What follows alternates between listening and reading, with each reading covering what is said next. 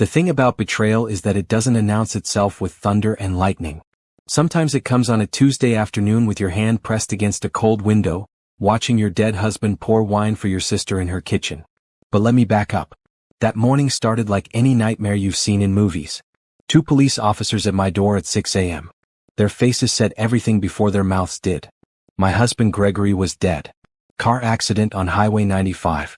Instant, they said. Didn't suffer, they said. Like that was supposed to help. I remember my knees giving out. I remember the female officer catching me, her uniform rough against my cheek. I remember thinking this couldn't be real because Gregory had just texted me 2 hours ago saying he loved me. The phone was still in my hand. I showed them the message like it was proof he couldn't be dead.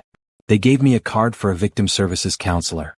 They told me someone from the medical examiner's office would contact me. They told me how sorry they were. Then they left, and I was alone in our apartment with the morning sun coming through the blinds like nothing in the world had changed. The next 3 days blurred together. Phone calls. Paperwork. My sister Amber holding me while I cried. My best friend Yvonne bringing food I couldn't eat. Gregory's mother flying in from Atlanta, her face aged 10 years in 10 hours. Everyone kept saying how strong I was being. How well I was holding up. I wasn't holding up anything. I was floating in some dark space between reality and nightmare, waiting to wake up. The funeral was set for Friday. I picked out his suit, the navy one he wore to our wedding anniversary dinner. I wrote an obituary that didn't capture even 1% of what I thought our marriage was. I chose flowers. White roses. Gregory always said white roses meant new beginnings. The irony would hit me later. Thursday night I couldn't sleep. I sat on our bed, surrounded by sympathy cards, trying to figure out how to exist in a world without him.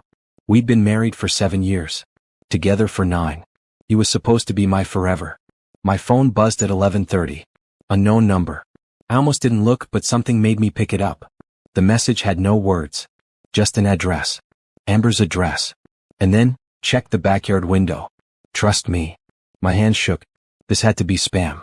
Some sick scam targeting grieving widows. I should delete it. Block the number. Go to sleep. But I didn't. I got dressed. Jeans, hoodie, sneakers. I felt crazy doing it. What was I doing? My husband's funeral was in 12 hours and I was driving across town because of an anonymous text message. Except my gut was screaming at me.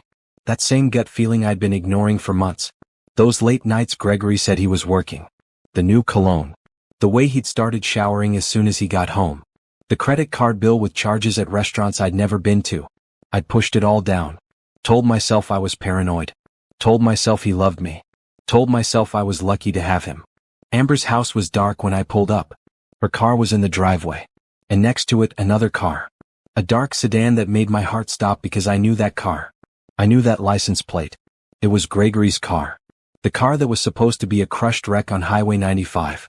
I sat in my car for 5 minutes trying to make sense of it. Maybe they'd towed it here?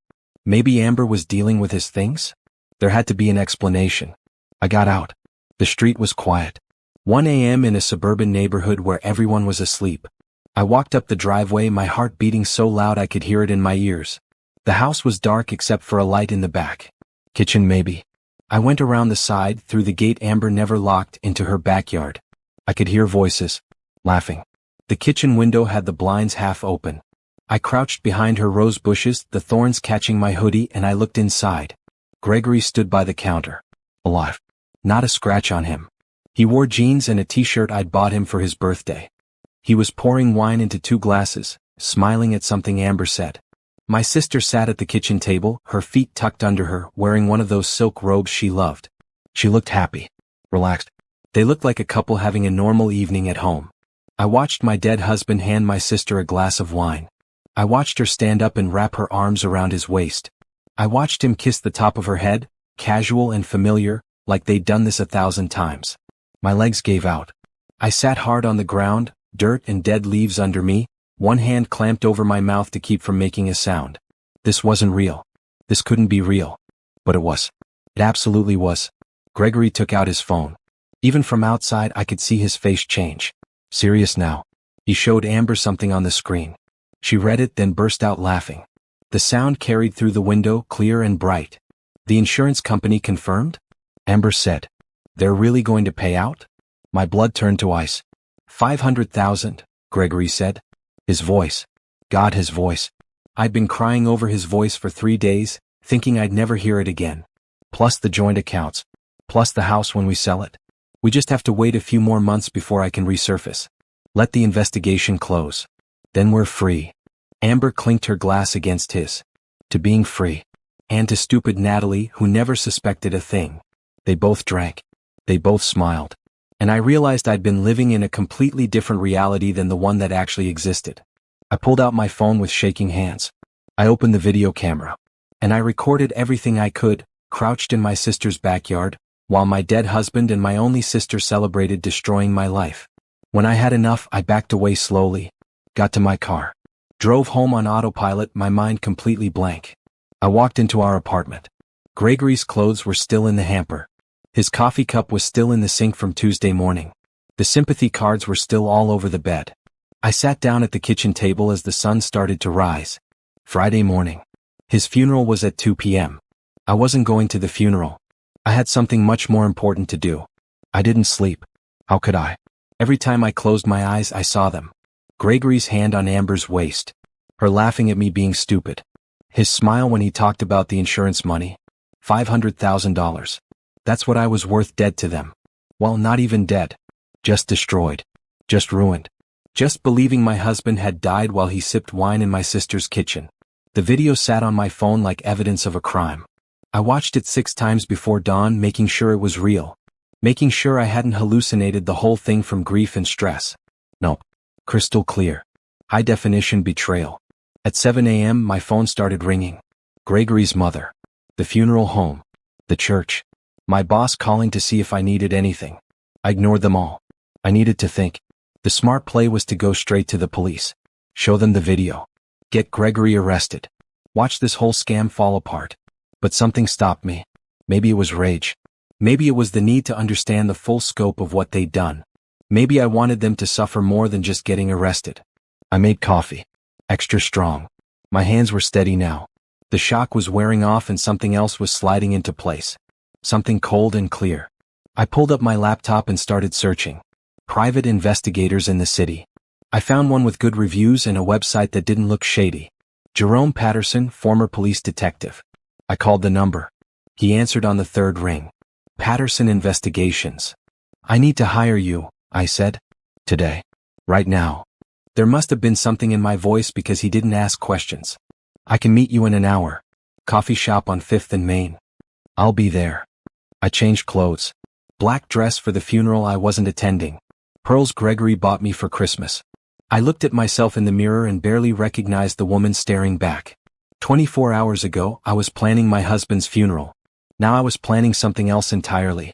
Jerome Patterson was a big man, early 50s, with gray at his temples and eyes that looked like they'd seen everything. We sat in the back corner of a mostly empty coffee shop. He ordered black coffee. I ordered something sweet I wouldn't drink. Tell me what's going on, he said. So I did. All of it. The police at my door. The funeral planning. The mysterious text. Finding Gregory alive. The video on my phone. I showed him the recording. He watched it twice, his face giving nothing away. Do you know who sent you that text? He asked. No idea. Someone who knew what was happening and wanted you to know. He sat back. Could be a friend. Could be someone with a conscience. Could be someone who wants to see them go down. Doesn't matter right now. What matters is what you want to do. I want to know everything, I said. I want to know how long this has been going on. I want to know who else is involved. I want every piece of evidence we can get. And then I want them destroyed. Jerome smiled. It wasn't a nice smile. I can work with that. But you need to understand something. If we do this right, you can't react. You can't confront them. You have to play the grieving widow perfectly until we're ready to move. Can you do that? I thought about Amber holding me while I cried. About Gregory's mother calling me her daughter. About everyone at that funeral service this afternoon who would believe he was really gone. Yes, I said. I can do that. Good. I'll need access to your bank accounts, credit cards, phone records. Anything Gregory had access to. I'll need to know his habits, his friends, his work situation. Give me a week and I'll give you answers. We worked out the details. His fee was steep, but I didn't care. I had access to savings Gregory didn't know about.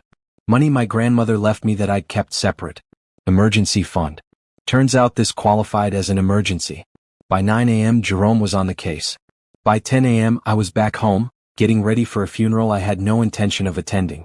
Yvonne called. "Honey, I'm outside. Let me drive you to the church." "I can't do it," I said, letting my voice break. "Not hard." Everything felt broken. "I can't see him in that casket, Yvonne. I can't." "Oh, sweetie." She sounded close to tears herself. "No one would blame you. This is too much. Do you want me to come up? Sit with you?" "No. I just need to be alone. Please, tell everyone I'm sorry." She promised she would. She promised to check on me later. She told me she loved me. I wondered if Amber would even notice I wasn't there. Or if she'd be too busy texting Gregory about how everything was going according to plan. I spent the afternoon going through every piece of paper in our apartment. Bank statements. Credit card bills. Insurance policies. Gregory was good, I'd give him that. Everything looked normal on the surface. But when you knew what to look for, cracks started showing. A withdrawal of $5,000 3 months ago. Gregory said it was for a work trip. There was no work trip on his calendar. Charges at a hotel downtown. He said it was for his friend's bachelor party. I never met that friend. A new life insurance policy he'd taken out 6 months ago, right before his company offered voluntary increases. $500,000 like he'd said. With me as the beneficiary. I'd signed the papers without thinking twice because why wouldn't I trust my husband? That's what they'd counted on. Trust. Well, the fact that I'd never suspect the two people I was closest to would team up to destroy me. My phone buzzed. Text from Amber. "I'm so sorry you couldn't make it to the funeral. It was beautiful. Gregory would have loved it. Come over tomorrow? I don't want you to be alone." I stared at those words until they stopped making sense. Then I typed back, "Thank you. Tomorrow sounds good. I love you." Her response was instant. A heart emoji. I put the phone down before I threw it across the room. By evening, Jerome called. I pulled Gregory's phone records.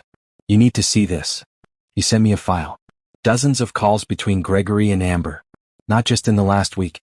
Not just in the last month. Going back 2 years. Hundreds of calls. Thousands of texts. 2 years. They'd been planning this, or at least involved with each other, for 2 years. I'd been living a complete lie for 2 years. "There's more," Jerome said. "I found the medical examiner who signed Gregory's death certificate. Guy named Russell Hobbs. Turns out he's got some gambling debts. 10 grand at an illegal casino downtown. Debt was paid off 4 days ago. Cash. Gregory paid him," I said. "That's my guess. I'm working on getting proof. Also looking into the accident report. Something's not right about it. Photos look staged. Timing is convenient. I'll have more for you in a few days." After he hung up, I sat in the dark apartment and felt something shift inside me. The grief was still there. Not for Gregory dying because he wasn't dead, but for the Gregory the first thought I knew. That man was dead. He'd never existed in the first place. What was left was just anger. Pure, cold, clarifying anger. And anger, I was learning, was so much more useful than grief. I moved through the next week like an actress in a play I didn't audition for. Grieving widow in the apartment. Accepting casseroles from neighbors who looked at me with pity. Thanking people for sympathy cards. Crying at appropriate moments. At night, I met with Jerome and learned exactly how deep this betrayal went. "The accident was definitely staged," Jerome said, spreading photos across the table of the coffee shop that had become our regular meeting spot. "See this? The car they used was already damaged. Bought it from a salvage yard 3 weeks ago. Registered under a fake name. They drove it to that spot on Highway 95, called it in as an accident, and Gregory disappeared before first responders arrived." "But the body," I said. "The police said there was a body. They had me identify it." Jerome's face darkened. "Yeah, that's where it gets really bad. They used a John Doe from the medical examiner's office. Homeless man who died of exposure 2 weeks before Gregory's supposed accident. No family. No one looking for him. Russell Hobbs, the crooked examiner, substituted the records. Made it look like the DNA matched Gregory's dental records." My stomach turned. They used a dead homeless man? And got paid well for it. I traced cash deposits to Hobbs totaling $15,000. Came from an account Amber opened 6 months ago under her business name. Small graphic design firm she runs. Easy to hide money in a business account. I wrapped my hands around my coffee cup, needing something solid to hold on to. How did they even think of this? How do people wake up one day and decide to fake a death? Desperate people do desperate things. Or greedy people. Sometimes both. Jerome pulled up something on his tablet. I looked into Gregory's finances. He's drowning in debt you don't know about. Gambling mostly. Online poker. Sports betting. He's into some bad people for $60,000. They've been threatening him for months. That hit me like a physical blow. 60,000? I handle our budget. I would have noticed. He's been hiding it. Taking out credit cards in his name only. Using fake addresses. Getting cash advances. It spiraled. And when desperate people get desperate enough, they do things like this. So this wasn't about hurting me. It was about money. It's always about money. Jerome's voice was gentle. Or power. Or both. In this case, they saw an opportunity. You have savings. You have that inheritance from your grandmother. You're the beneficiary on his life insurance. You own the apartment together. If he dies, it all goes to you. And if you're destroyed and grieving, dependent on your sister for support, she controls you. Controls the money. I let that sink in. What happens after the insurance pays out? When I'm supposed to use that money? I imagine Amber will suggest investments. Financial planners she knows. Ways to make the money grow. Only the investments will be fake. The financial planners will be in on it. By the time you realize what's happening, the money will be gone. Offshore accounts. Impossible to trace. And you'll have nothing. While Gregory gets a new identity and starts over somewhere else. Exactly. Probably out of the country. Somewhere without extradition. He's already got fake documents in the works. I found messages between him and a forger in Miami. New passport, new driver's license, new social security number. He'll be someone else entirely. I took a long breath. Let it out. What about Amber? Does she go with him? Jerome hesitated. That's unclear. Some of their messages suggest yes. Others suggest she stays here, plays the grieving sister, and moves your money to them gradually. They might be planning to double-cross each other eventually. No honor among thieves. Good, I said. That makes this easier. Makes what easier? Destroying them. I met his eyes. You said you found the forger in Miami? Can you get copies of everything he made for Gregory? Documents, photos, communications? Already done. I've got a friend in Florida who handles these things. Everything's documented. And the medical examiner? Can we prove he took bribes? Working on it. I've got someone inside his office pulling records. Should have confirmation by next week. What about phone records? Emails? Anything that shows planning? Jerome smiled. Oh, they've been sloppy. So much evidence. Text messages about the plan. Emails about timing. They even took photos celebrating after the fake funeral. Amber posted them on a private Instagram account with a caption about new beginnings. Deleted it after an hour, but nothing's ever really deleted. I pulled it from the cache. He showed me. Amber and Gregory, glasses raised, huge smiles. The timestamp was Friday night. Hours after people stood in a church mourning him. I looked at that photo for a long time. Memorizing it. Burning it into my brain. How much time do we need? I asked. For what? To build a case that puts them both in prison for a long time. Jerome sat back, studying me. You sure that's what you want? Prison's hard to guarantee. Good lawyers, sympathetic jury, they could get reduced sentences. Probation maybe. Out in a few years. What's the alternative? We could go public. Expose them. Ruin their reputations. Make sure everyone knows what they did. Sometimes shame and social destruction hurt more than prison time. I thought about it. Thought about Amber's friends seeing those photos. Gregory's family learning he faked his death. Everyone who came to that funeral learning they'd been played. Both, I decided. I want both. I want them in prison and I want everyone to know why. That's a big undertaking. I've got time. And money. And motivation. I pulled out my phone, opened my banking app. I'm going to move everything I can into accounts they can't access. Every penny. I want them to think they're getting the life insurance payout and then realize they're getting nothing. That'll make them desperate. Desperate people make mistakes. Good. I want them making mistakes. I want them panicking. And when they panic enough to slip up, we'll be there to catch them. Jerome nodded slowly. All right. But you need to be careful. If they suspect you know anything, they could run. Disappear. We'd never find them. They won't suspect. I'm the stupid, grieving widow, remember? I'm so broken I can't even function. I need my sister's help with everything. I smiled and it felt sharp.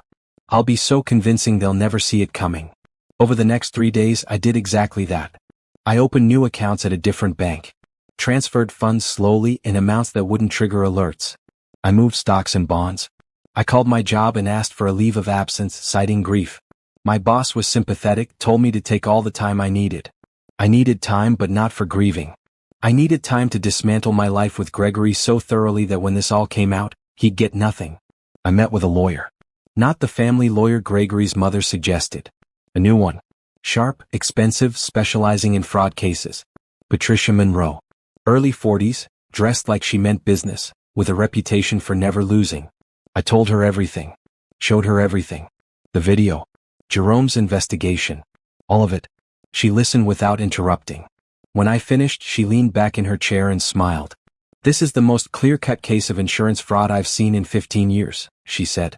Add conspiracy, forgery, identity theft, bribery of a government official. If we play this right, they'll both be looking at 10 to 20 years. Minimum. How do we play it right? Let them make the first move. Let them file the insurance claim. Let them think it's working. Then we hit them with everything at once. Federal charges, state charges, civil suits. Bury them in so much legal trouble they'll never dig out. How long until they file? Usually about 30 days after death. They'll want to wait long enough that it doesn't look suspicious, but not so long that the insurance company starts asking questions. My guess is they'll file in the next 2 weeks. And we just wait? And we document everything. Every communication. Every move. We build a case so airtight that no defense attorney in the world can crack it. She pulled out a contract. I'll need a retainer. $20,000. This is going to be complicated.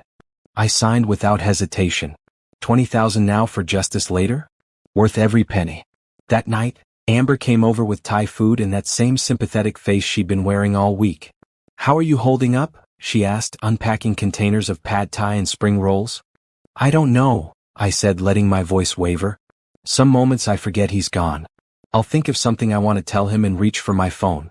Then I remember and it hits me all over again. Amber hugged me. Her perfume was different. Something expensive and new. Probably bought with money she'd skimmed from somewhere. It's going to get easier, she said. I promise. Time helps. Time helps. Like she knew. Like she wasn't counting down the days until the insurance paid out. We ate dinner. She told me about her work, some big client she'd landed. Kept checking her phone and smiling at messages. Probably Gregory, texting her from wherever he was hiding. You should come stay with me for a while, she said. This apartment has too many memories. It's not healthy being here alone. Maybe, I said. I just feel close to him here. Like if I leave, I'll lose the last pieces of him. Her face did something complicated. Almost looked guilty. Almost looked human. Well, whenever you're ready, she said. My door's always open. After she left, I found the listening device Jerome had given me stuck under my coffee table. Tiny thing, barely visible. Amber had planted it while I was in the bathroom. They were monitoring me, making sure I was staying broken and clueless. Perfect. Let them listen. Let them hear exactly what I wanted them to hear. I picked up my phone and called Yvonne. Put it on speaker. Loud enough for the device to catch every word. I can't stop crying, I told her. I miss him so much. I don't know how to do this. Yvonne's voice was gentle and sad. She didn't know she was part of the performance. One day at a time, honey. That's all you can do. The insurance company called today, I said. About the payout. I couldn't even deal with it. I just told them to process everything. I can't think about money right now. I heard Yvonne say something comforting. I made myself cry, real tears, because the emotions were all still there, just redirected. Not grief for Gregory. Rage at what they'd done. Sounded the same. After I hung up, I sat in silence, imagining Amber and Gregory listening to that recording, congratulating themselves, thinking they'd won. They had no idea the trap was already closing around them. Time moved in a strange way after that. Days felt like weeks. Every interaction with Amber was a performance. Every phone call with Gregory's family was an act. I was living two lives. Broken widow on the surface. Strategic destroyer underneath. Jerome worked around the clock. Every morning I woke up to new reports. Bank transactions. GPS data from Amber's phone showing she drove to a storage unit across town every 3 days. Photos of Gregory very much alive, leaving that storage unit with bags of supplies. He's staying there, Jerome said during one of our meetings. Unit 17. Been rented for 4 months under a fake business name. Same account Amber used to pay off the medical examiner. Can we get inside? Not legally. But I've got eyes on it. Cameras across the street. We'll know every time he comes and goes. Patricia, my lawyer, was building the case file. It was already 3 inches thick. Documentation of every lie, every forged signature, every dollar they'd stolen or planned to steal. The insurance company is processing the claim, she told me on a Thursday afternoon. They should issue payment in about a week. Once that money hits your account, we make our move. Why wait for the money? Because attempting to collect fraudulent insurance is a federal crime. Right now, we can prove conspiracy and fraud. Once they actually take that money, we can prove completed insurance fraud. The charges stack up. The sentences get longer. I like the sound of longer sentences.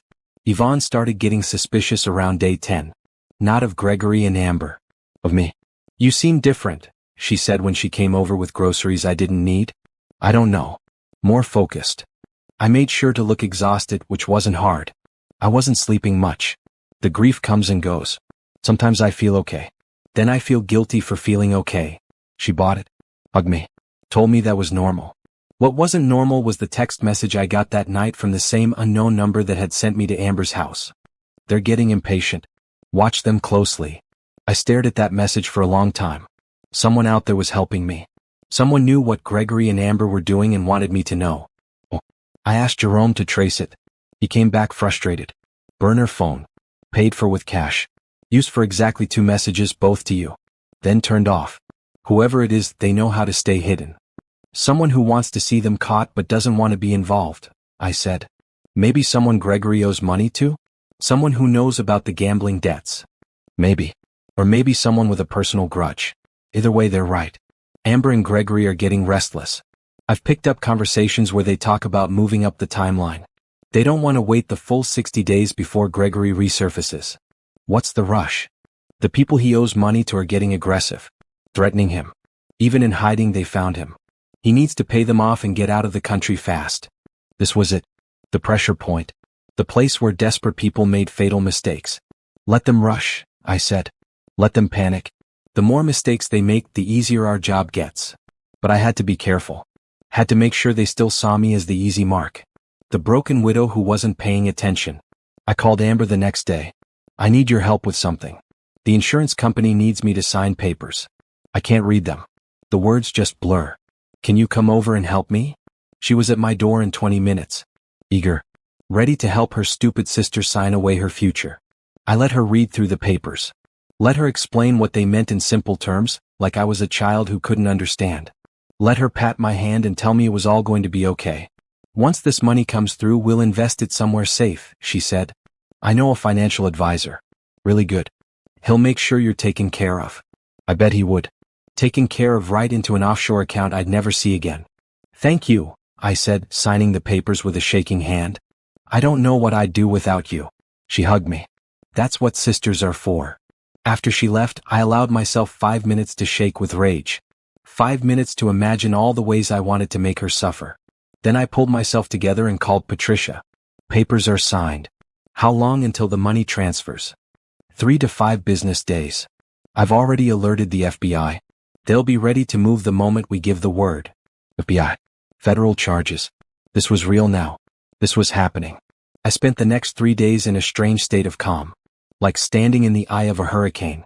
Chaos on all sides, but in the center, perfect stillness. I cleaned the apartment. Packed up Gregory's things in boxes labeled for donation. Each shirt, each pair of shoes, each stupid knick-knack he'd collected. Every item a reminder of a life that had been a complete lie. His mother called. Have you thought about what you'll do with the apartment? It might be too hard to stay there. I'm thinking about it, I said. No decisions yet. I'd already decided. I was keeping the apartment. Gregory's name was on the deed, but legally, dead men don't own property. It would transfer to me entirely. One more thing he'd lose. The insurance money hit my account on a Tuesday morning. $500,000. I watched the number appear on my banking app and felt nothing. It was just digits. It meant nothing except evidence. I called Patricia. It's done. The money's here. Perfect. Don't touch it. Don't move it. Let it sit there. We need to give them time to make their next move. I didn't have to wait long. Amber called that afternoon. The money came through. Oh honey, I'm so happy for you. I mean, I know it doesn't bring Gregory back, but at least you'll be financially stable. I don't want it, I said, forcing tears. I'd give every penny back to have him here. I know, sweetie. I know. But he'd want you taken care of. Listen, I'm coming over. We need to talk about next steps. Financial planning. Making this money work for you. She arrived with her financial advisor. A man named Tom Preston. Slick suit. Fake smile. Handshake like a dead fish. He spread papers across my coffee table. Investment opportunities. Trust funds. Complicated words designed to confuse. If you put the full amount into this diversified portfolio, he said, we're looking at significant returns. 12 to 15% annually. It was all lies. Jerome had already looked into Tom Preston. Not a real financial advisor. Fake credentials. Partner in Amber and Gregory's scheme. The money would go into an account he controlled. Then disappear. It sounds good, I said slowly. But it's a lot to process. Can I think about it? Amber's smile tightened. Of course. But don't wait too long. These opportunities don't stay available forever. I bet they didn't. After they left, I called Patricia. They made their move. Fake financial advisor. Tried to get me to sign over the full amount. Did you sign anything? No. Good. We're almost ready. FBI wants to move this week. You okay with that? I thought about everything they'd done. The fake death. The funeral. The manipulation. The sister I thought I knew planning to rob me blind. The husband I'd loved turning out to be a complete stranger. More than okay, I said. Let's end this. That night, I got another text from the unknown number. Just 3 words. Justice is coming. I typed back, who are you? No response. The number went dark again. But they were right. Justice was coming. And it was coming fast. The memorial service was my idea. A month after Gregory's death, a gathering to celebrate his life. I told everyone I needed closure. Needed to say goodbye properly since I'd missed the funeral. Really, I needed Gregory to see how thoroughly he'd fooled everyone. Needed him to feel safe and confident. Needed him cocky enough to make one last mistake. We held it at a community center near our apartment. 50 people showed up. Gregory's family. Our friends. People from his work. Amber, of course, playing the supportive sister. And somewhere outside, in a car with tinted windows, Gregory watched through the cameras Jerome had set up. I knew he was there. Jerome confirmed it an hour before the service started. I wore black. The same dress from the funeral I'd skipped. Pearls. Hair pulled back. I looked like grief in human form. Thank you all for coming, I said to the gathered crowd. My voice broke in the right places. Gregory was everything to me. My best friend. My partner. The love of my life. Losing him has been the hardest thing I've ever faced. Amber stood in the front row, dabbing her eyes. Playing her part perfectly. If I hadn't known better, I would have believed she was genuinely sad. But I'm not alone, I continued. I have people who love me. My sister Amber, who's been my rock through this. Staying with me. Helping me figure out how to move forward. I don't know what I'd do without her. Amber smiled through fake tears. The crowd made sympathetic sounds. Gregory's mother stood up. I want to say something if that's okay. Of course, I said. She walked to the front. A small woman made smaller by grief. She'd lost weight in the past month. Her hands shook. My son was a good man, she said. He loved Natalie with his whole heart. I know he's watching over her now, making sure she's okay. Gregory, if you can hear me, I love you. I miss you. And I promise I'll take care of your wife. She's my daughter now. I had to look away. This woman was genuinely destroyed. Her pain was real. And Gregory was parked outside, listening to his mother cry over his fake death, feeling nothing but satisfaction. That's when I knew I was doing the right thing. Not just for me. For everyone else he'd hurt. After the service, people mingled. Ate the catered food. Shared stories about Gregory. Half the stories were probably made up, memories distorted by death. That's what death does. Makes mediocre people into saints. Amber pulled me aside. You did great. I know how hard that was. I just need this chapter to close, I said. I need to move on. Speaking of moving on, have you thought more about those investments? Tom can still get you into that portfolio. But the window's closing. I'll sign the papers tomorrow, I said. You're right. Gregory would want me taken care of. Her eyes lit up. Really? Oh honey, that's such a good decision. You won't regret it. I wouldn't. But she definitely would. Yvonne cornered me near the dessert table. How are you really doing? Better than I was, I said. Some days are harder than others. I worry about you. You seem so calm. Sometimes grief comes out sideways, you know? Delayed. I'm just trying to take it day by day. She hugged me. Call me if you need anything. Anything at all. I would. Right after Gregory and Amber were arrested. The service ended around 8. People filtered out slowly, each person stopping to hug me or share one more story. By 9 it was just me and the catering staff cleaning up. I helped fold chairs. Threw away paper plates. Normal tasks that felt surreal. Like being an actress who forgot to step off stage. My phone buzzed. Jerome. He's gone. Left about 20 minutes ago. Back to the storage unit. Amber's texting him right now. They're celebrating. Celebrating what? You agreed to sign the investment papers. They think they've won. Good, I said. Let them celebrate. They've earned it. I drove home through city streets that felt strange. Like I was seeing everything for the last time before a major change. The coffee shop where Gregory and I had our first date. The park where he proposed. The movie theater where we saw terrible films and laughed at all the wrong parts. None of it had been real. Or maybe it had been real for me but not for him. Maybe I'd been living in a one-person marriage the whole time. The apartment felt empty when I walked in. I turned on all the lights, something I rarely did anymore. Made tea I didn't drink. Sat on the couch and waited. Patricia called at 10. FBI is moving tomorrow. They'll arrest Amber at her house. Gregory at the storage unit. Simultaneous. They don't want either one warning the other. What do I need to do? Nothing. Stay home. Stay safe. Let them handle it. You'll give your statement after they're in custody. That's it? After everything, I just sit here? You've done your part. You've been brave and smart and incredibly strong. Now let the system do its job. I wanted to argue. Wanted to be there when they snapped handcuffs on Amber. Wanted to see Gregory's face when he realized I'd known all along. But Patricia was right. This wasn't a movie. I wasn't the hero bursting in at the last second. I was the victim who'd been smart enough to build a case, and now I had to let professionals finish it. I tried to sleep but couldn't. Laid in bed watching the ceiling. Thinking about tomorrow. Thinking about the moment they'd realize everything had fallen apart. Around midnight, another text from the unknown number. You did good. He never deserved you. I stared at those words. This person knew everything. Had known from the beginning. Had been helping me without revealing themselves. Thank you, I typed. For the first message. For warning me. I'd still be in the dark without you. 3 dots appeared. Disappeared. Appeared again. Then, some secrets need to come out. Some people need to pay. Sleep well. Tomorrow's a big day. The number went dark again. I knew it would. Whoever they were, they wanted to stay hidden. Maybe I'd never know. Maybe it didn't matter. I finally fell asleep around 3 a.m. Dreamed of courtrooms and prison bars and walking away from everything that had been destroyed. When I woke up at 7, my phone was ringing. Patricia. It's happening, she said. FBI is moving now. Stay where you are. I'll call you when it's done. I got out of bed. Made coffee.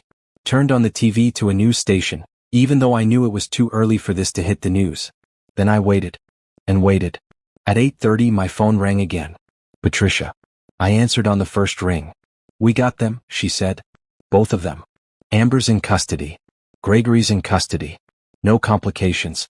They never saw it coming. I sat down hard. What happens now? Now they get arraigned.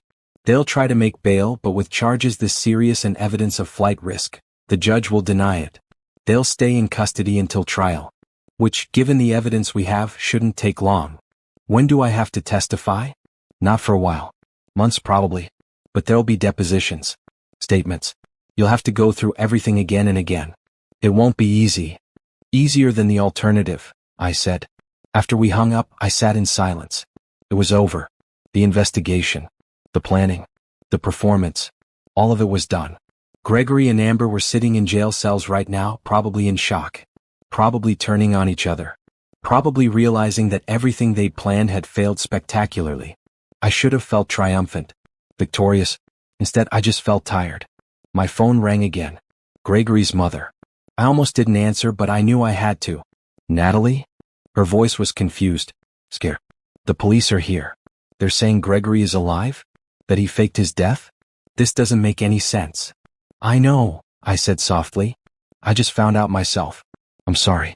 I'm so sorry. She started crying. Not gentle tears. Harsh, broken sobs. How could he do this? To you? To me? I mourned my son. I buried him. You didn't bury him, I said. That's the problem. I don't know who was in that casket, but it wasn't Gregory. She made a sound like her world was ending. Maybe it was. I have to go, she said. I need to process this. I need to understand.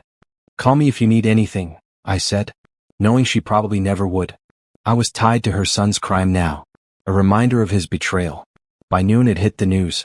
Local station first, then national. Local man fakes death in insurance scheme. Sister involved. My phone exploded. Texts, calls, voicemails. Everyone who'd been at that memorial service yesterday, who'd cried over Gregory's memory, now learning it had all been a lie. I turned off my phone, closed the blinds, sat in the dark apartment and let myself finally feel everything I'd been holding back. Not grief. Not anymore. Just anger and relief mixing together into something I didn't have a name for. It was done. They were caught. Justice was coming. And I never had to pretend to be the grieving widow ever again.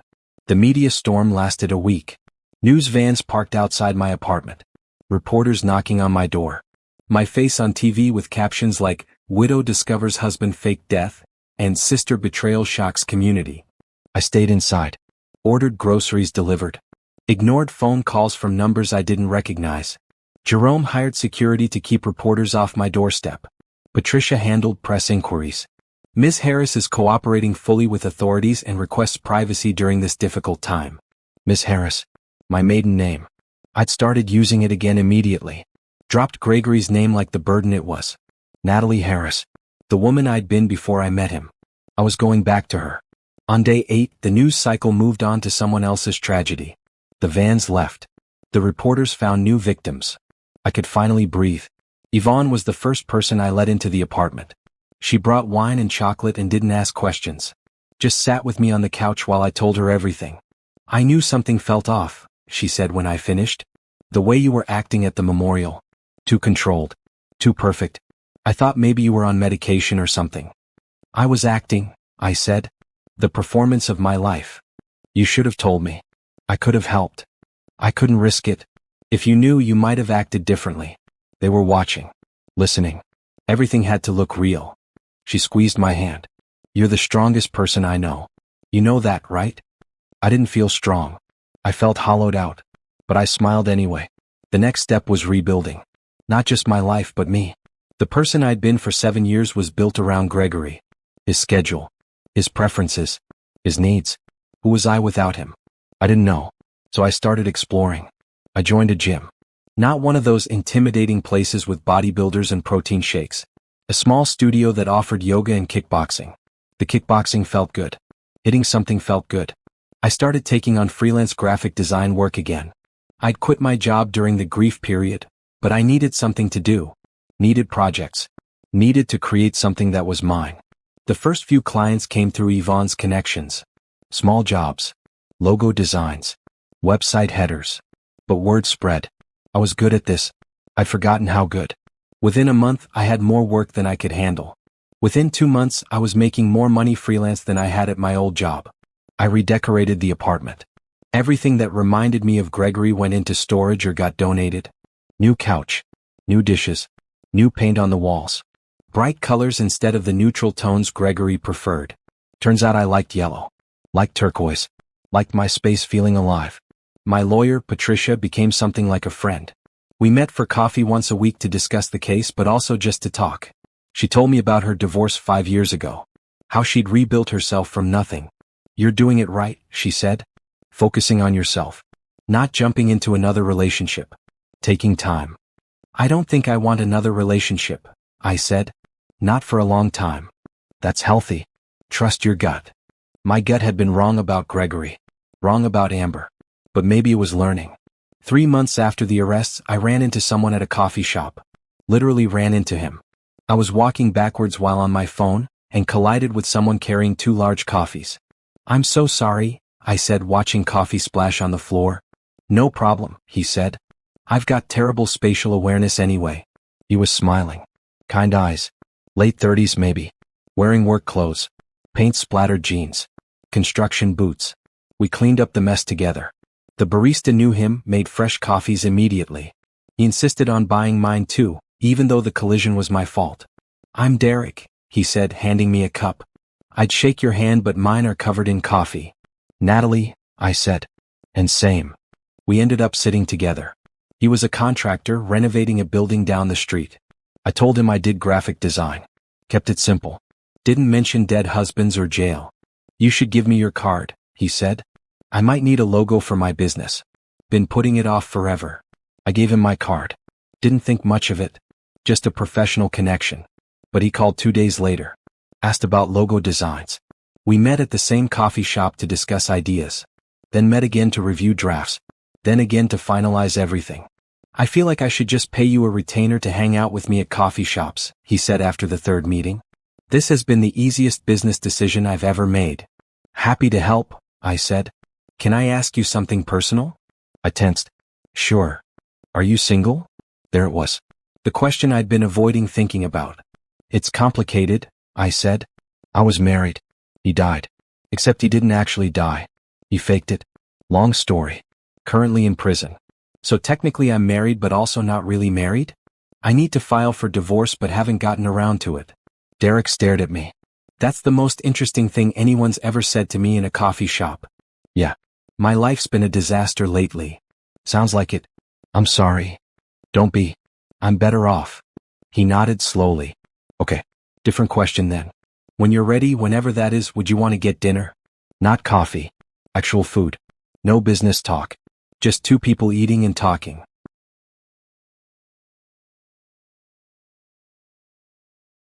I should have said no. Should have said I wasn't ready. Should have protected myself from more potential pain. But he had kind eyes. And I was tired of being afraid. Give me your number, I said. When I'm ready, I'll call you. He wrote it on a napkin. Old-fashioned. I like that. I didn't call him for another month. Spent that time in therapy talking through trust issues and betrayal and how to know when someone's lying. My therapist was practical and no nonsense. Didn't coddle me. You're never going to have guarantees, she said. People can lie. People can hurt you. But you can't live your whole life afraid of that. You'll just be alone and bitter. Maybe alone and bitter is safer. Safer isn't the same as better. So I called Derek. We went to dinner at a small Italian place. Talked for 3 hours. He told me about his divorce from 5 years ago. His 2 kids who lived with his ex-wife. His business struggles and successes. I told him about Gregory and Amber. The whole story. Figured if it scared him off, better to know now. It didn't scare him off. You're kind of a badass, he said when I finished. You know that. I'm just someone who got tired of being a victim. No. You're someone who refused to stay a victim. There's a difference. We started seeing each other. Slowly. Coffee dates. Dinner dates. Walking through the park. Nothing physical yet. I wasn't ready for that. He didn't push. Just showed up. Was consistent. Answered his phone. Did what he said he'd do. Revolutionary concepts, apparently. The trial date got set for 6 months out. Patricia said it would probably be continued, delayed. These things took time. Gregory tried to contact me from jail. Letter after letter. I threw them away unopened. Didn't care what he had to say. Amber tried to. Asked to see me. Asked if I'd visit. Asked if we could talk. I never responded. You don't owe them closure, Patricia said. You don't owe them anything. She was right. I owed them less than nothing. 4 months after the arrests, I officially filed for divorce. Grounds: fraud, abandonment, imprisonment. Pretty clear-cut. Gregory didn't contest it. What could he say? The divorce was finalized in 30 days. Fastest divorce in history, probably. I got everything. The apartment. The savings. All of it. Gregory got a prison cell. Fair trade. I kept designing. Kept building my business. Started hiring other designers. Turned it into a real company. Harris Design Studio. My name. My work. My success. Derek met my friends. Met Yvonne, who grilled him like he was applying for the FBI. He passed her test. That meant something. I met his kids. 2 girls, ages 8 and 10. They were shy at first. Unsure of this new woman in their dad's life. I didn't try to be their mother. Just tried to be someone nice. Someone they could trust. Slowly they warmed up. Life wasn't perfect. Some days I was angry. Some days I mourned what I thought my marriage was. Some days I wanted to scream at the universe for putting me through this. But most days were okay. Some days were good. A few days were even great. I was learning to be happy again. Learning to trust again. Learning that not everyone was like Gregory and Amber. Most people, it turned out, were just trying to do their best. Just trying to be good. Just trying to not hurt the people they loved. Novel concept. Pretrial motions stretched on for months. Every time we thought we had a court date, Gregory's lawyer would file something new. Request to suppress evidence. Request to separate trials. Request to move venues. All denied, but it ate up time. "They're stalling," Patricia explained during one of our regular meetings. "Hoping you'll get tired. Hoping witnesses will disappear or forget details. Standard defense tactic when the evidence is overwhelming." "I'm not getting tired," I said. "I know. But they don't know that." Amber got a different lawyer than Gregory. Smart move on someone's part. Their interests weren't aligned anymore. Both were trying to throw the other under the bus. Jerome showed me transcripts from their separate interrogations. Amber claimed Gregory had manipulated her. Said she didn't know about the fake death until after it happened. Said she was scared of him, feared for her safety if she didn't go along. All lies, proven by the text messages and emails we had. Gregory claimed Amber planned everything. Said she was the mastermind. Said he was the victim of her scheming. Also lies. "Let them turn on each other," Patricia said. "Makes our job easier." I focused on my life. My business grew. I hired 3 more designers and rented small office space. Brought Yvonne on board to handle client relations. She was perfect at it. Charming. Organized. No nonsense. Derek and I fell into an easy rhythm. Dinner twice a week. Movies on weekends. His kids stayed over every other week. I taught them basic graphic design. They taught me about whatever kids were into these days. Some game with blocks and mining. I didn't understand it, but I tried. "You're good with them," Derek said one night after the girls had gone to bed. "They're good kids. They like you. That means a lot." I wasn't trying to replace their mother. Wasn't trying to be anything except present and kind. Turns out that was enough. Gregory's mother stopped calling. Stopped trying to maintain contact. I understood. How do you reconcile loving your son with knowing what he did? Some puzzles don't have solutions. Yvonne and I took a trip to Miami for a design conference. 3 days of workshops and networking. First vacation I'd taken in over a year. We sat on the beach one evening watching the sunset, drinking something fruity with too much rum. "You seem happy," Yvonne said. "Really happy. Not fake happy." "I am," I realized. "That's weird, right? After everything?" "Not weird. Human. You survived something terrible and came out stronger. That's what strong people do." "I don't feel strong." "You never do when you're the one being strong. That's how it works." The trial date finally got locked in. No more delays. 8 months after the arrests, we were going to court. Patricia prepped me for testimony. We practiced for hours. She played the defense attorney, asking horrible questions designed to shake me. "Isn't it true you wanted your husband dead?" "No." "Isn't it true you were having an affair?" "No." "Isn't it true you're doing this for revenge, not justice?" "No. I'm doing this because they committed crimes. Multiple crimes. And they need to face consequences." Over and over until my answers were automatic. Until nothing could rattle me. Jerome testified at pretrial hearings. Presented all his evidence. The recordings. The photos. The financial records. The defense tried to poke holes, but there were no holes to poke. Everything was airtight.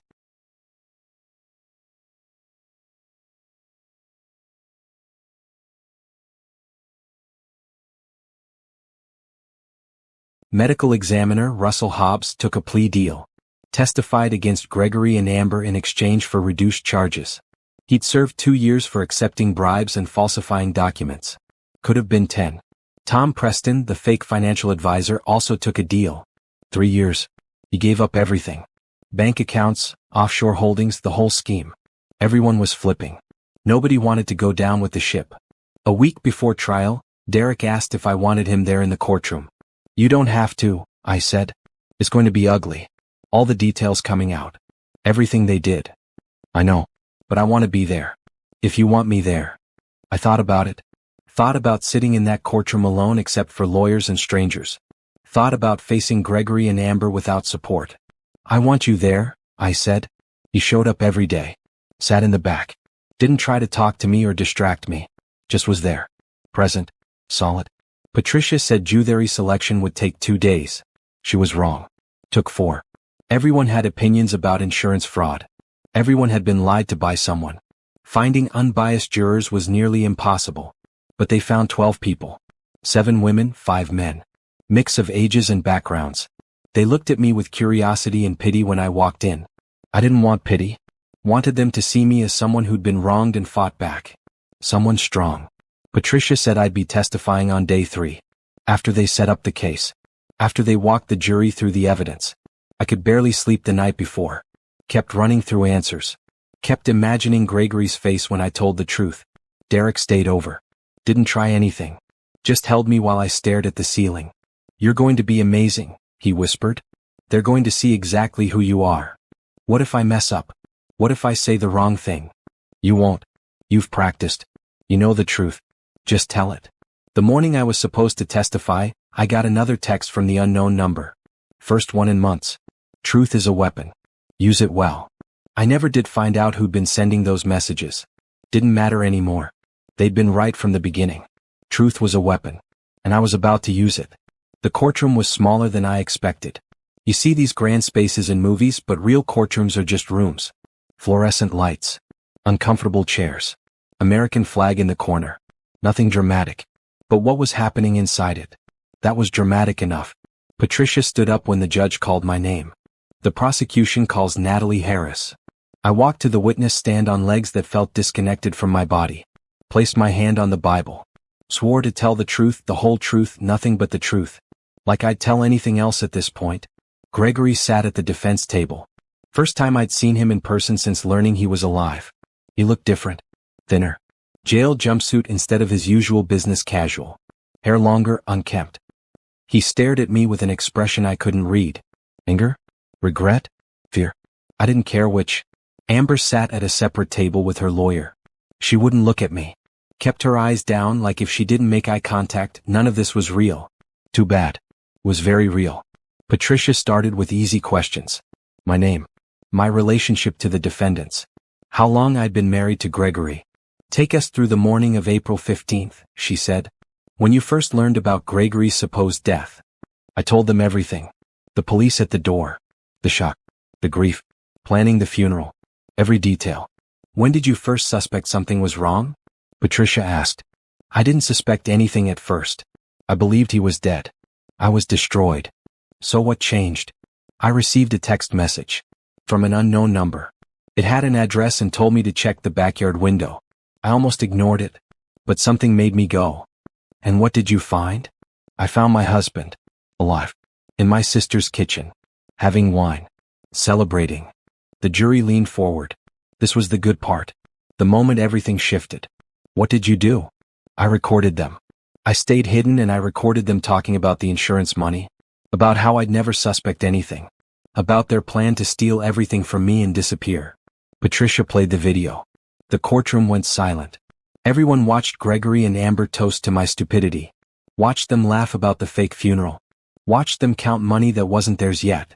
When it ended, several jurors looked angry. Good. What did you do after recording this? Patricia asked.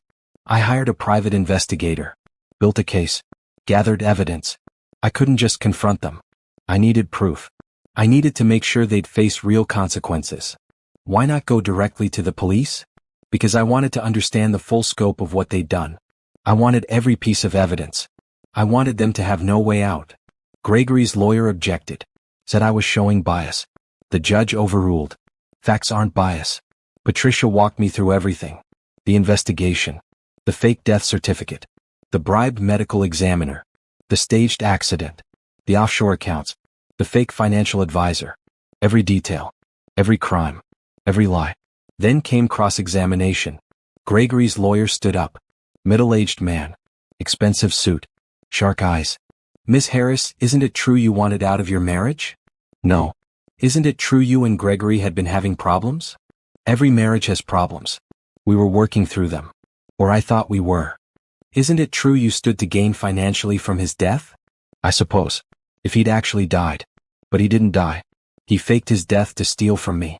There's a difference. You hired a private investigator instead of going to police. Why? I explained that. I wanted all the evidence. Or did you want to control the narrative? Make yourself look like the victim when really you were the architect of this entire scheme? Patricia objected. The judge sustained. The jury looked annoyed at the lawyer. Victim blaming wasn't playing well. He tried a few more angles. All failed. The evidence was too clear. The video too damning. There was no defense that worked. Amber's lawyer didn't even cross-examine me. Smart. Nothing she could ask would help her client. After I stepped down, they called Jerome. He testified about the investigation, showed financial records, proved the conspiracy. Then Russell Hobbs, the medical examiner. He explained how Gregory paid him $15,000 to falsify records, how they used a homeless man's body, how he justified it to himself as victimless.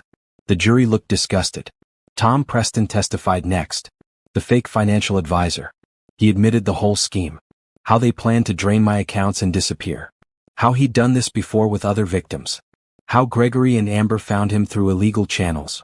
Day after day, witnesses, evidence. The prosecution built their case brick by brick until it was a wall Gregory and Amber couldn't climb. The defense tried. They really did. Gregory's lawyer claimed he'd been coerced by Amber, that she'd threatened him, that he was afraid for his life. Then they played recordings of Gregory planning the fake death, of him laughing about it, of him talking about what he'd do with the money, all from before Amber was fully involved. Their defense collapsed. Amber's lawyer tried the opposite, claimed Gregory manipulated her, that she was a victim too, that she didn't know the full plan.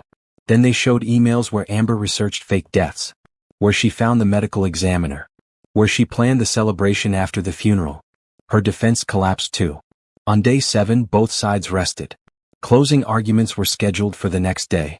That night I couldn't eat, couldn't sleep.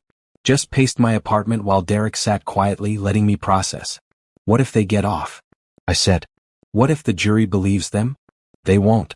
The evidence is overwhelming. Patricia's been perfect. You've been perfect. This is done. Nothing's done until the verdict. Then we wait. Together. Closing arguments were powerful. Patricia stood in front of the jury and told them a story. My story. How I'd loved and trusted two people who saw me as nothing but a mark. How they'd planned to destroy me for money. How I'd refused to be destroyed. This isn't about revenge, she said. This is about justice. About two people who committed serious crimes and need to face serious consequences.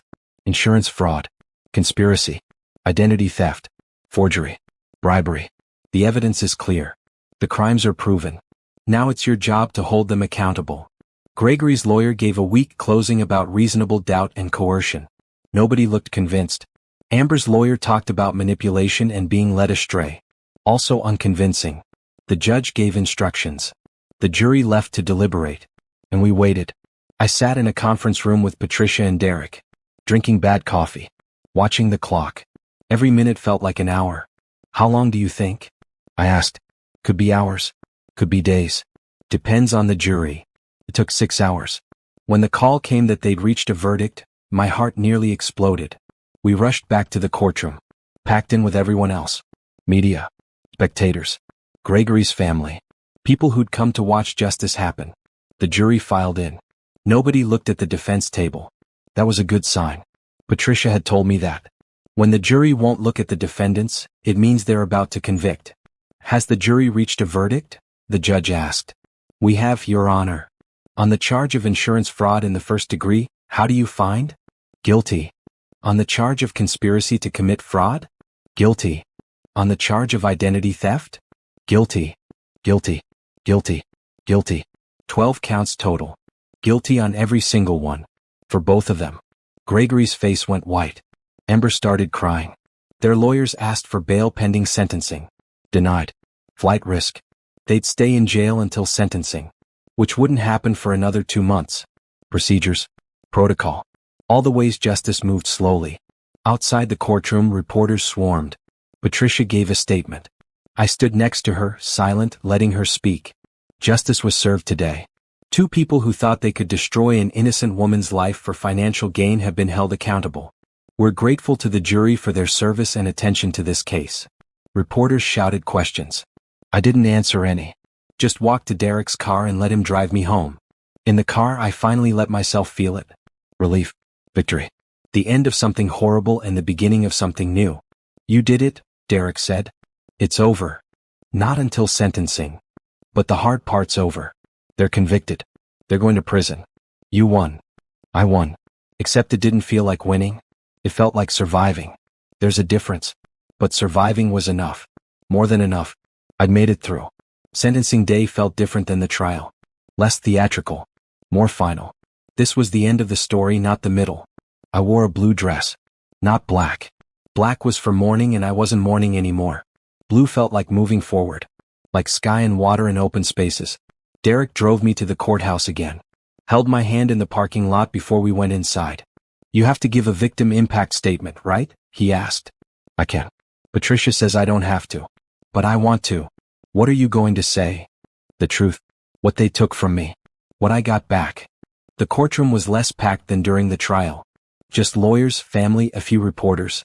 The media had mostly moved on to fresher scandals. Gregory and Amber were brought in separately. Both in prison jumpsuits. Both looking like they'd aged years in the past 2 months. Gregory still wouldn't look at me. Amber glanced over once. Her eyes were red. Empty. She'd lost everything. Her freedom. Her reputation. Her family. Mom wouldn't even come to the sentencing. Couldn't bear to see both her daughters on opposite sides of justice. The judge called the court to order. Judge Miriam Okafor. Black woman in her 60s. Reputation for being tough but fair. No nonsense. Perfect for this case. We're here for sentencing in the matter of State versus Gregory Mills and Amber Harris, she said. Both defendants have been found guilty on multiple counts of fraud, conspiracy, and related crimes. Before I pass sentence, does the victim wish to make a statement? Patricia nodded at me. I stood up. Walked to the front. My hands shook but my voice stayed steady. Your Honor, thank you for the opportunity to speak. My name is Natalie Harris. Gregory Mills was my husband for 7 years. Amber Harris is my sister. My only sibling. I looked at them. Gregory stared at the table. Amber watched me with tears streaming down her face. These two people didn't just commit fraud. They didn't just steal money. They stole my sense of reality. My ability to trust. My belief that the people closest to me actually cared about me. Deep breath. Keep going. Gregory made me believe he was dead. I grieved for him. Genuine, painful grief. I planned his funeral. I comforted his mother. I cried myself to sleep thinking about all the years we'd never have together. And he was alive the whole time. In my sister's house. Laughing about how stupid I was. My voice cracked but I didn't stop. Amber held me while I cried. She told me everything would be okay. She helped me plan the memorial service. And the entire time she was planning to rob me blind. To take everything my grandmother left me. Everything I'd worked for. She looked me in the eye and lied. Over and over. With a smile. The courtroom was silent. They thought I was weak. Thought I'd never figure it out. Thought even if I did, I'd be too destroyed to fight back. They were wrong. I turned to face them directly. I'm not weak. I'm not destroyed. I survived you. I built a life without you. A better life. I'm successful. I'm happy. I'm surrounded by people who actually love me. While you both sit in prison, I'll be out there living. That's my justice. I turned back to the judge. Your Honor, I ask that you sentence them to the maximum allowed by law. Not for revenge. For accountability. So they understand that actions have consequences. And so other people who might think about doing something like this know the cost. I sat down. Patricia squeezed my shoulder. Derek gave me a small smile from the back row. Gregory's lawyer asked for leniency. Talked about Gregory's difficult childhood. His gambling addiction. His mental health struggles. All the reasons he deserved mercy. Judge Okafor listened without expression. Amber's lawyer did the same. Talked about Amber being led astray. Being manipulated. Being younger and less experienced. All excuses. The judge wasn't buying any of it. I've reviewed the evidence extensively, she said. I've read the pre-sentencing reports. I've considered the impact on the victim and the severity of the crimes. These were not crimes of passion or desperation. These were calculated, premeditated crimes designed to destroy another person's life for financial gain. She looked at Gregory. Gregory Mills, you faked your own death. You used a deceased homeless man's body. You bribed a government official. You committed insurance fraud. You conspired to steal from your wife. You showed no remorse until you were caught. For your crimes, I sentence you to 15 years in federal prison, followed by 5 years of supervised probation. You will pay full restitution to the insurance company and to Ms. Harris. You will have no contact with the victim for the rest of your life. 15 years. Gregory's face went even whiter. His lawyer started to object but the judge held up a hand. I'm not finished. She turned to Amber. Amber Harris, you betrayed your own sister. You helped plan and execute this fraud. You attempted to steal her inheritance. You showed no remorse. You deserve no leniency. I sentence you to 12 years in federal prison, followed by 5 years of supervised probation. Same restitution. Same no-contact order. 12 years. Amber broke down. Full sobbing. Her lawyer put an arm around her but she shook it off. This court is adjourned, the judge said. Guards came to take them away. Back to prison. Where they'd stay for over a decade. Where they'd have plenty of time to think about what they'd done. Gregory finally looked at me as they let him out. I couldn't read his expression. Didn't care to try. Amber mouthed, "I'm sorry," through her tears. Too little. Way too late. I stood up and walked out of the courtroom. Reporters waited outside but I didn't stop. Patricia handled them while Derek and I went to the parking garage. In the car I finally let myself cry. Not sad tears. Relief tears. Exhaustion tears. It's finally over tears. Derek let me cry on his shoulder without saying anything. Just held me while I shook. "They're going to prison," I said when I could speak. "It's really over. It's really over. 15 years. 12 years. That's a long time. That's appropriate time. For what they did." I pulled back. Wiped my face. "I need to go home. I need to sleep for about a week. I'll stay with you. If you want." "I want." We drove through the city. Same streets I'd driven down for months during the investigation and trial. But they looked different now. Lighter. Less heavy with anxiety and anger. At home I changed into comfortable clothes. Minty. Sat on my yellow couch with Derek next to me. My phone buzzed. Text from Patricia. "You were incredible today. The judge was impressed. Justice served." Text from Yvonne. "Saw the news. Are you okay? Call me when you can." Text from the unknown number. One last message. "You're stronger than they ever deserved. Be happy." I typed back, "Thank you. For everything. For the first warning. For believing I could handle this. I wish I knew who you are." 3 dots appeared. Then stopped. Then, "Maybe someday. Maybe not. Doesn't matter. What matters is you're free." The number went dark for the last time. I showed Derek. "Still don't know who's been helping me. Does it matter? Not really. They were right. I'm free." Freedom felt strange. For months I'd been focused on the case. On justice. On making sure Gregory and Amber paid for what they did. Now that it was done, I had to figure out what came next. What came next was life. Real life. The kind where you make plans and build things and trust people and take risks. The kind where betrayal is possible but so is love. Scary. Exciting. Both at once. "What do you want to do now?" Derek asked. "Right now? Sleep. Tomorrow? Start living." I liked that plan. We sat together while the sun went down. Didn't talk much. Didn't need to. Just existed in the same space. Safe. Solid. Real. Gregory and Amber were in prison. They'd be there for a long time. When they got out, I'd be a different person. Stronger. Happier. Living a life they couldn't touch. That was my revenge. Not their suffering. My thriving. And I was going to thrive. 6 months after sentencing, I stood in my new office looking at the city through floor-to-ceiling windows. Harris Design Studio had grown beyond anything I'd imagined. 10 employees now. Major clients. Projects across 3 states. My name on the door. My company. My success. Built from the ashes of destruction. Built from the ruins of lies. Built by me. Yvonne walked in with coffee and a grin. "Your 2 o'clock is here." The hotel chain wanting a full rebrand. Potential 6-figure contract. "Give me 5 minutes." She left. I took those 5 minutes to breathe. To remember where I'd started. To appreciate how far I'd come. A year ago, I'd been planning a fake funeral. Grieving a husband who wasn't dead. Trusting a sister who was robbing me blind. Living in complete delusion. Now I was here. Strong. Independent. Running a successful business. Surrounded by genuine people. Dating someone who showed up consistently and didn't lie. Revolutionary concept. Honest people exist. Derek and I had been together for 8 months. Taking it slow. No rush. His daughters spent weekends at my apartment sometimes. We cooked together.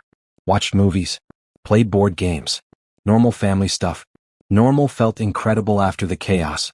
We hadn't said "I love you" yet. Both of us were cautious. Both had been burned. But it was there. Growing. Real. I wasn't afraid of it anymore. The hotel meeting went well. They loved our pitch. Signed a contract that would keep us busy for the next year. After they left, the team celebrated with champagne someone had stashed in the office fridge. To Natalie, Yvonne said, raising her glass, who built this company from scratch and doesn't take nonsense from anyone. Everyone cheered. I felt my face heat up. Praise still made me uncomfortable. Working on that. That evening I drove to the gym. My kickboxing class had become a routine. 3 times a week. The physical release helped. Punching away stress and trauma and residual anger. After class, sweaty and exhausted in the best way, I checked my phone. Text from Derek. Dinner at my place? Girls want to show you something they made. I smiled. Typed back. Be there in an hour. At Derek's house, his daughters met me at the door. Both talked at once about a science project they'd worked on. Something about volcanoes and chemical reactions. I listened, asked questions, let them be excited. Derek cooked pasta while I helped the girls set the table. Domestic. Simple. The kind of evening I thought I wanted with Gregory but had been living a lie. This was real. This mattered. After dinner, after the girls went to bed, Derek and I sat on his back deck with wine. Stars overhead. Quiet suburban night sounds. Peaceful. I got a letter from my lawyer today, I said. Amber's requesting early release. Good behavior. Prison programs. All that. How do you feel about that? I don't care. Whether she's out in 10 years or 12 doesn't change my life. She's out of it either way. No contact. None. Restraining orders permanent. She can't call, can't write, can't come near me. Same with Gregory. Good. We sat in comfortable silence. I'd learned silence with Derek wasn't uncomfortable. Wasn't something to fill with nervous chatter. Just was. Can I ask you something? He said eventually. Sure. What do you want? Long term. For your life. I thought about it. Really thought. I want to keep building my business. I want to create beautiful things. I want to be surrounded by honest people. I want to be happy. Not fake happy. Real happy. The kind that comes from inside, not from outside validation. That's good. That's healthy. What do you want? Similar things. I want my business to grow. I want my kids to be okay. I want someone in my life who gets me and doesn't play games. He looked at me. I want you in my life. If you want to be in mine. My heart did something complicated. Fear and hope mixing together. I do, I said. Want to be in your life. I'm just scared. Of trusting. Of getting hurt again. I know. I'm scared too. But I think we have something worth risking scared for. He was right. We did. Okay, I said. Let's risk it. He kissed me. Soft. Sweet. No pressure. Just present. I kissed him back. Life kept moving forward. Projects finished. New clients hired us. The business grew. I hired a business manager to handle operations so I could focus on design work. The thing I actually loved.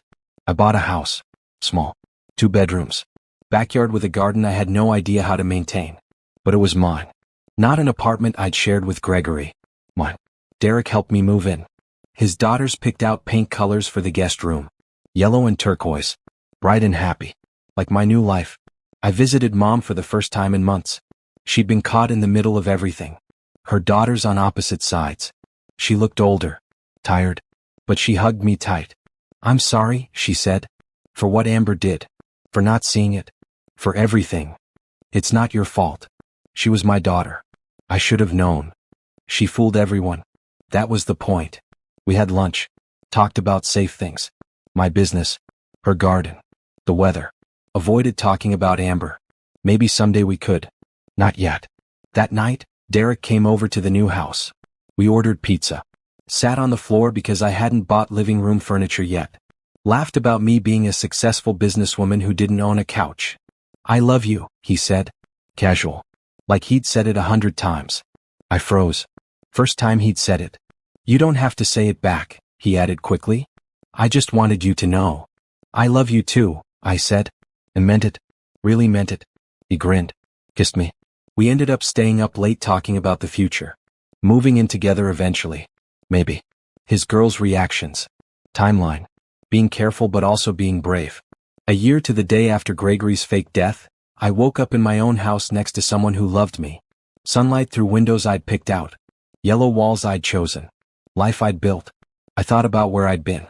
Sitting in my old apartment watching the world end. Thinking I'd never be okay again. I thought about the journey. The investigation. The trial. The victory. All of it. I thought about Gregory and Amber in prison. paying for their crimes, learning consequences, living with what they'd done. And I felt nothing. Not anger. Not satisfaction. Not anything. They were part of my past. Not my present. Not my future. Just something that happened. Something I survived. Something that made me stronger but didn't define me. I was defined by what I built after they tried to destroy me. The business, the relationships, the happiness, the trust I'd rebuilt slowly and carefully. That's who I was now. Not a victim. Not even a survivor. Just me. Natalie Harris. Designer. Businesswoman. Girlfriend. Friend. Person who refused to let betrayal make her bitter. Derek stirred next to me. Opened his eyes. Smiled. "Morning," he said. "Morning. What do you want to do today?" I thought about it. About all the possibilities. About the life stretching out ahead of me. Full of potential. Full of hope. "Live," I said. "I just want to live. I can work with that." We got up. Made breakfast. Talked about nothing important. Laughed at something on TV. Planned the weekend. Normal things. Beautiful things. Out there somewhere, Gregory and Amber were waking up in prison cells. Eating prison food. Living with locks and guards and consequences. I was waking up in my own house. Free. Happy. Surrounded by love. I won. Not because they lost. Because I chose to build something better than revenge. I chose life. Real life. Honest life. Beautiful life. And that life was just beginning.